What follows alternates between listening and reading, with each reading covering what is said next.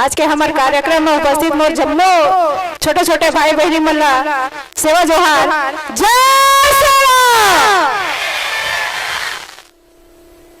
बड़ बिहाने ले आप मन कार्यक्रम की तैयारी करते हैं और अभी लंबा समय से काफी वक्ता प्रवक्ता मन सुने हैं और अभी तो सांस्कृतिक कार्यक्रम भी देखे हैं और चूंकि हमारे समाज में मोला लगता है कि पुरुष वर्ग और महिला वर्ग दोनों मन समानता के अधिकार है, लेकिन मोला बड़ा दुख लगता है कि हमारे मंच में हमन कभी भी जन महिला शिक्षा है ओला सिर्फ किताब के डायरी में किताब के पन्ना तक रख दिए हैं और इतिहास पर जब देखते तो हमारे समाज के जन महिला नारी शक्ति मन के वीरांगना के जब कथा सुनथन तो ऐसा लगते है मतलब हमारे में कहाँ के भी वीरांगना वाले खून है।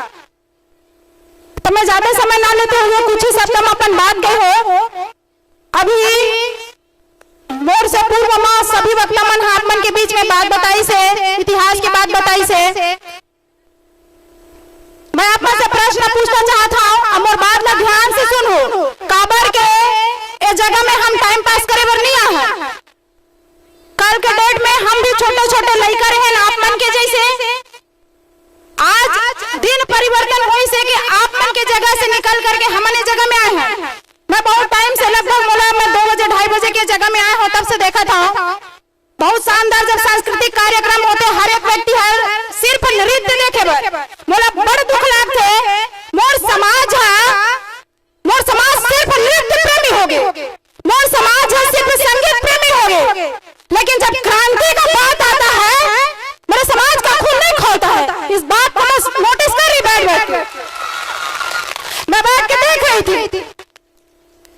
यहाँ पे सांस्कृतिक कार्यक्रम होगा आपका, लेकिन जो यहाँ पे बताई जा रही है बातें मुझे लगता है आप सांस्कृतिक कार्यक्रम को 2 मिनट 4 मिनट 10 मिनट देख करके भूल जाएंगे, लेकिन यहाँ पे वो व्यक्ति अपना टाइम निकाल करके टाइम पास करने नहीं आए हैं, खाली फटाफट या बिलासपुर से टाइम पास करने नहीं आए हैं।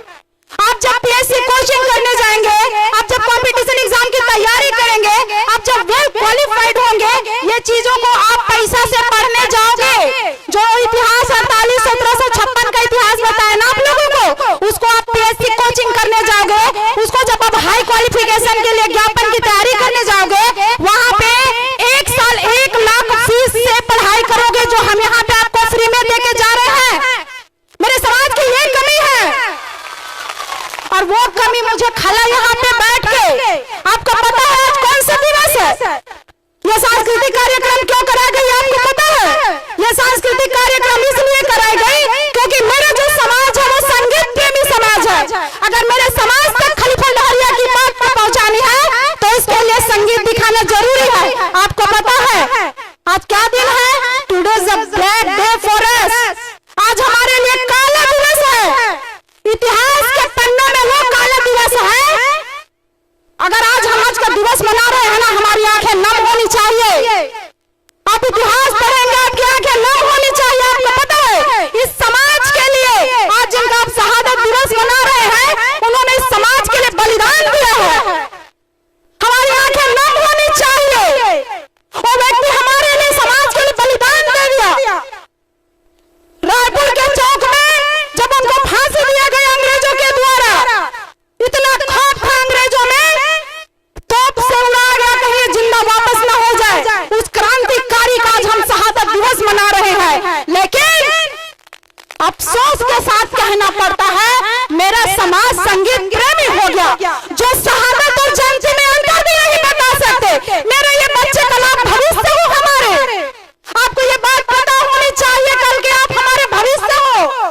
आप में कोई दुर्गावती बनेगी, आप में कोई झलकारी बाई बनेगी, आप में कोई फूले छानो बनेगी, आप में कोई बिरसा मुंडा बनेगा, आप में कोई शहीद नारायण सिंह जैसा निकलेगा क्रांतिकारी। लेकिन कहाँ है मेरे समाज का क्रांतिकारी लड़का?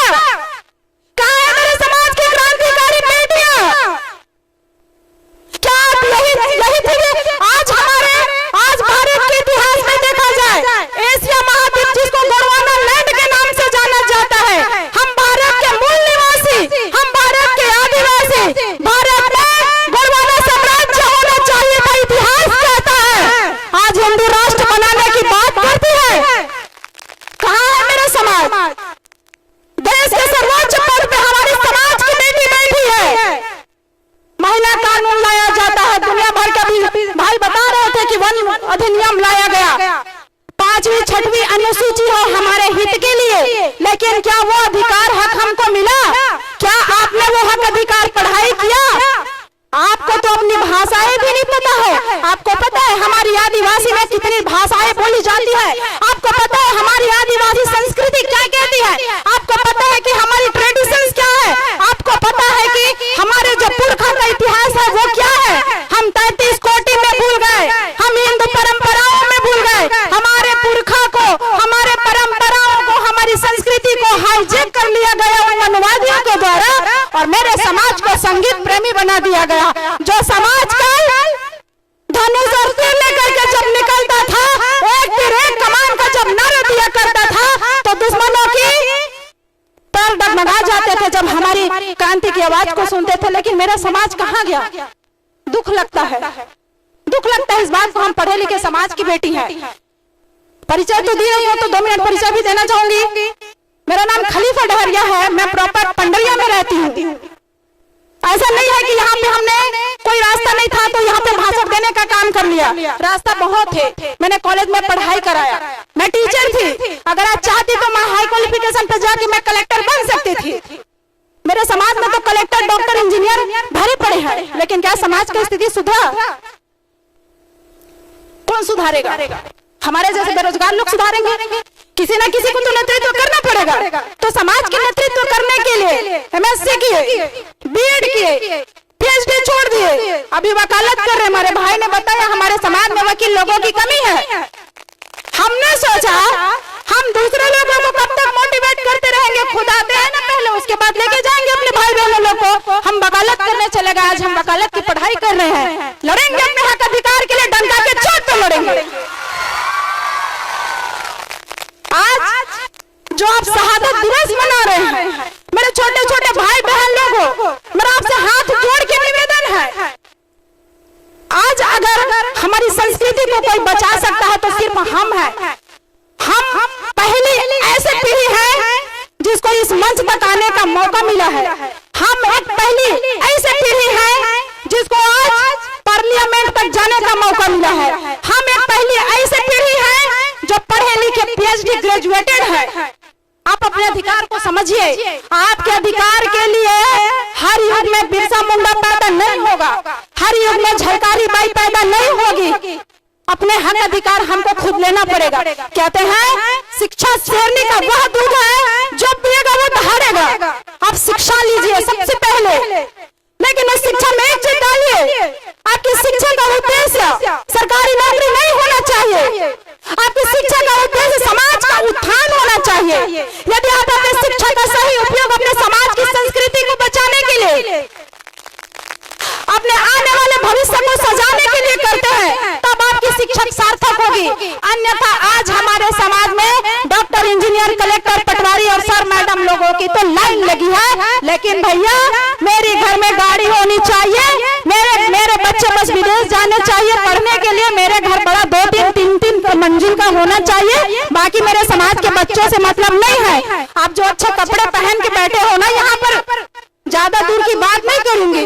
रेंगाखार क्षेत्र में जाइए, कमरधा से ज्यादा दूर नहीं है। लोहारा क्षेत्र के अंतिम बॉर्डर गांव में जाइए, और ज्यादा नहीं है तेलिया पानी में जाइए, पंडरिया विधानसभा, धोबिया पानी में जाइए। गए हो ना? आपका जहाँ से हाफ नदी निकलता है, क्या बोलते हैं उसको? कांदावानी। कांदावानी जाइए। अब देखिए आदिवासी लोगों की स्थिति, फोटोज है, वीडियोज है। आपको पता है नीचे में जो लुंगी आता है ना, लपेटा पट्टा पहनते हैं। स्कूल नहीं है। हम शिक्षित हैं, हम यहाँ पे बैठे हुए हैं। मेरा आधा समाज को आज कपड़ा नसीब नहीं है। मेरा आधा समाज आज भी कोदो कूट की बोता है। आप जा करके देखिए, आप आदिवासी हो ना, अब जा करके देखो हमारा कल्चर कहाँ है। हम 2% लोग पढ़ लिख गए, इसका मतलब ये नहीं है कि हमने अपना वर्चस्व स्थापित कर लिया। हमारा पूरा जिंदगी भी बचा पड़ा है। अब जा करके देखिए, जो संस्कृति, जो कुर्बानी हमारे पुरखों ने दी है, उस कुर्बानी को याद कीजिए। आप जो हमारे पुरखाओं की कुर्बानी है, जब आप उसको पढ़े ना, आपकी रगों में क्रांतिकारी खून बहता है। उस खून के साथ समझौता मत कीजिए, उन विचारों के साथ समझौता मत कीजिए। हमारे खून में लिखा हुआ है क्रांति, और आप क्रांति तलवार चला के नहीं ला सकते। अगर आज आपको क्रांति चाहिए, आपको मंच में दहाड़ना पड़ेगा, दहाड़ने के लिए पढ़ना पड़ेगा। दूसरा चीज आप क्रांति ला सकते हो कलम से, तो सिर्फ 2 चीज उठाइए, कलम उठाइए, और कलम नहीं उठा सकते तो माइक उठाइए। और ये जब दोनों चीजें आप उठा लेंगे, आपकी संस्कृति सुरक्षित रहेगी। मैं गारंटी देती हूँ इस बात की। बोलने के लिए तो बहुत सारा चीजें होता है, क्योंकि मेरा बोलने का बिल्कुल इरादा नहीं था, क्योंकि मैं 2-3 कार्यक्रम अभी अटेंड करके आई। हमारे सामने भी संजीव बर्मन भैया थे, कामू भैया हैं, और बहुत सारे अभी प्रवक्ता थे। लेकिन जब मैं सुनी तो मुझे लगा कि नहीं, अगर इतने सारे बच्चे एक साथ में हैं तो मुझे लगता है कि इन बातों को श्रेष्ठतम पहुंचाने का इससे मौका और कुछ नहीं हो सकता। और मैं समय नहीं गंवाना चाहती थी, इसलिए मैंने बोला कि नहीं, मुझे भी बोलना है, क्योंकि मेरे समाज की बेटियां बैठी हुई हैं। मैं आप लोगों से निवेदन करती हूँ, यहाँ पे हम जो परफॉर्मेंस करते हैं ना, वो अच्छी बात है हमारे लिए, लेकिन आप समय निकाल करके, मेरे भाई लोगों से भी कहना चाहूंगी, भैया बता रहे थे यूट्यूब है, सोशल मीडिया है, फेसबुक है, हम सिर्फ जो टिकटॉक होता है, वीडियोस होता है, उसको देखने के लिए तो यूज करते हैं, लेकिन आप अपने पुरखों की इतिहास पढ़िए। जब आप इतिहास पढ़ेंगे, हम सब्जेक्ट तक पढ़ते हैं, सब्जेक्ट के अलावा आपके पास यदि समय है 5 मिनट 10 मिनट अपने पुरखों के इतिहास को पढ़िए। आप सभी छात्रावास में रहते हैं, सभी का फोटो हम अवेलेबल कराएंगे। जो भी चीजें हैं आप कामू भैया को बताएं, आप अपने समाज में जो सर बैठे हुए आप उनको बताएं, सारी चीजें हम अवेलेबल कराएंगे। आपको 33 कोटि की फोटो की पूजा नहीं करनी है, हमारे जो 1000 पुरखों ने कुर्बानी दी है उसकी पूजा करनी है। इस बात को आज गांठ बांध लीजिए इस मंच से। मैं ये अंतिम रूप में कहना चाहूंगी, आप सिर्फ कलम उठाइए, बदलाव हम करेंगे और साथ में मिलकर के करेंगे। और आप लोग मुझे ध्यान से सुनो, उसके लिए बहुत बहुत धन्यवाद। और उम्मीद करती हूँ कि आने वाले सालों में हम बिल्कुल जो परिवर्तन करना चाहते हैं वो परिवर्तन करेंगे।